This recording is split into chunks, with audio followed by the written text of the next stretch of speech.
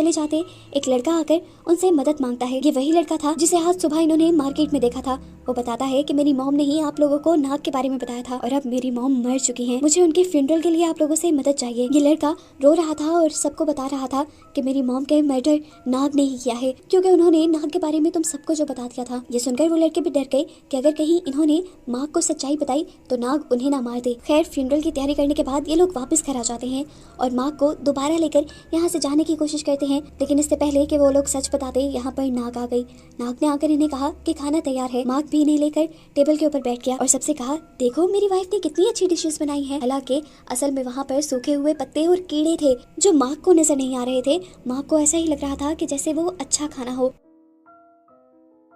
ये लोग जैसे तैसे नाग से डरते हुए वो कीड़े मकोड़े खा जाते हैं। खाना खाने के बाद वो फौरन उसके घर से भागकर सामने वाले एक कमरे में जाकर रहने लग जाते हैं। उनको इस तरह भागता देखकर माँ को थोड़ा अजीब लगता है और वो उनके पास जाकर पूछता है कि आखिर तुम लोग ऐसा बिहेव क्यों कर रहे हो। यहाँ पर उसके दोस्त उसे सच्चाई बता देते हैं कि तुम्हारी वाइफ नाग एक घोस्ट है, एक भूत है, वो मर चुकी है, हमने उसकी लाश को देखा था, शायद वो तुम्हें नुकसान पहुंचाना चाहती है, तुम्हें जल्दी ही हमारे साथ यहाँ से निकलना चाहिए। मार्क उनकी बातें सुनकर कहता है, अरे बेवकूफो, ऐसा कुछ नहीं है, नाग एक इंसान ही है। असल में जब मैं जंग पे गया था तो शॉप ओनर के बेटे ने नाग के साथ बदतमीजी करने की कोशिश की।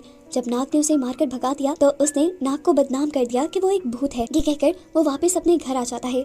जब वो घर आया था तो इस मर्तबा थोड़ी सी अजीब बात ये थी कि उसके कपड़ों पे मिट्टी लगी हुई थी, ऐसे जैसे वो गिर गया हो। नाग ने उससे पूछा, तुम्हारे कपड़ों पे मिट्टी क्यों है? मार्क उसकी बात का जवाब नहीं देता और उल्टा उसकी तारीफों में लग जाता है, जिससे नाग खुश हो जाती है। अगले दिन दिखाया जाता है कि ये लोग घूमने फिरने एक मेले में जाते हैं जहाँ नाग ने एक मास्क लगाया हुआ था कि कोई उसे पहचान कर उससे डरे ना। मार्क यहाँ एक गेम के जरिए अपने बेबी के लिए एक टॉय जीतने की कोशिश में था, लेकिन बार बार कैंस को बॉल से हिट करने के बावजूद भी वो सारी कैंस गिराने में कामयाब नहीं हो रहा था। तब नाग ने अपनी सुपर पावर्स को यूज किया और उसकी बॉल से सारी की सारी कैंस गिरवा दी और यहाँ पर हमें सच पता चला कि नाग एक भूत ही है। ये लेने के बाद वो लोग एक राइड लेने के लिए चढ़ जाते हैं जहाँ पे ये लोग एंजॉय कर रहे थे और इस टाइम नाग ने इमोशनल होकर उससे सवाल किया कि अगर मैं मर जाऊँ तो फिर क्या होगा। नाग ने उसकी बात काट दी और कहा, तुम नहीं मरोगी, तुमसे पहले मैं मर जाऊंगा और तुम्हें तो कोई और मिल जाएगा, तुम इतने खूबसूरत जो हो। घर पर दिखाया जाता है कि मार्क के सारे दोस्त मार्क को किडनैप करने की प्लानिंग कर रहे थे ताकि वो उसे नाग से बचाकर यहाँ से ले जाएं। वो जैसे ही अब मार्क को किडनैप करने के लिए रात में मार्क के पास आते हैं तो मार्क उनका इरादा भांप लेता है और उनसे कहता है, प्लीज ये स्टूपिड हरकतें बंद करो, नाग कोई भूत नहीं है, मैंने उसे अपनी टांगों के नीचे से देखा है, मुझे उसमें कोई भूत नहीं नजर आया। ये बातें कहने के बाद मार्क वहाँ से चला जाता है और ये लोग बातें करने लग जाते हैं।